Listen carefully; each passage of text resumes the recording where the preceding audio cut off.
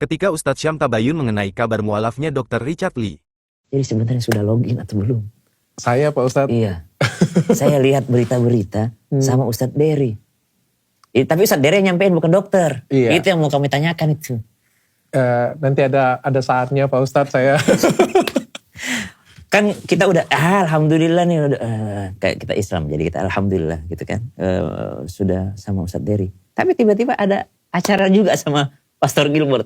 Nah kalau yang itu aku jawab Pak Ustadz. Siap. Kalau yang itu aku jawab Pak Ustadz. Jadi pertama mungkin kayak gini Pak Ustadz ya. Kita kan aku tuh tidak mau menyakitin orang lain. Jangan Betul. sampai kebahagiaan kita itu menyakitin orang lain. Apalah gunanya kebahagiaan kita kalau misalnya kita menyakiti orang lain. Makanya aku memilih untuk menyampaikan mungkin ada waktu yang tepat untuk disampaikan. Karena ini kan menyangkut banyak orang ya. Banyak teman, banyak saudara, Betul. banyak saudara-saudara kita. Semuanya saudara-saudara kita semuanya. Jadi aku harus berhati-hati untuk menyampaikan ini. Dan aku menunggu momen yang tepat untuk kita sampaikan sama-sama. Tapi yang aku pengen klarifikasi mungkin yang, bukan klarifikasi lah, menjelaskan sih. Tentang pendeta Gilbert. Ya? Iya, Desember 2024 Pastor Gilbert itu ada hubungin aku. Minta aku memberikan motivasi untuk anak muda. Aku surprise juga kan aku bukan pastor, bukan nilai religi aku rendah banget kan gitu. Motivator kan. lah ya. Iya, sebagai pebisnis sukses untuk motivasi anak-anak. Karena anak-anak Gen Z sekarang itu lemah-lemah. Kena marah sedikit, mentalnya down, berhenti.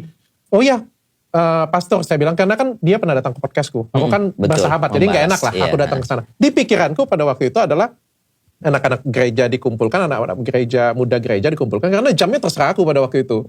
Jadi ya aku pikir dikumpulkan, tidak hari Minggu dikumpulkan, duduk ya aku memberikan motivasi saja gitu kan. Siapalah Dr. Richard ini kan, nilai keagamaannya kan gak tinggi kan. Cuma kan mereka ngelihat aku mungkin lebih sukses, punya bisnis banyak. Oke, memberikan motivasi ya dengan bahagia, dengan senang gitu kan. Tapi ternyata waktu datang ke sana kaget juga. Ternyata itu bentuknya ibadah pada waktu itu. Dan aku gak nyangka, aku gak tahu. Ya kan sudah datang ya, gak mungkin juga. Aku pulang dulu ya masuk ya. Ya sudahlah, kan motivasi aja kan. Ya apa salahnya aku kan motivasi aja. Kapasitasku di situ kan sebagai motivator sebenarnya, memberitahukan apa yang aku punya, nilai-nilai kesuksesan apa yang aku punya, bukan untuk datang ke gereja sebenarnya. Tapi kalau misalnya ada kekurangan juga aku minta maaf lah. Tapi kan kalau ke gereja pun kan gak apa-apa kan dokter?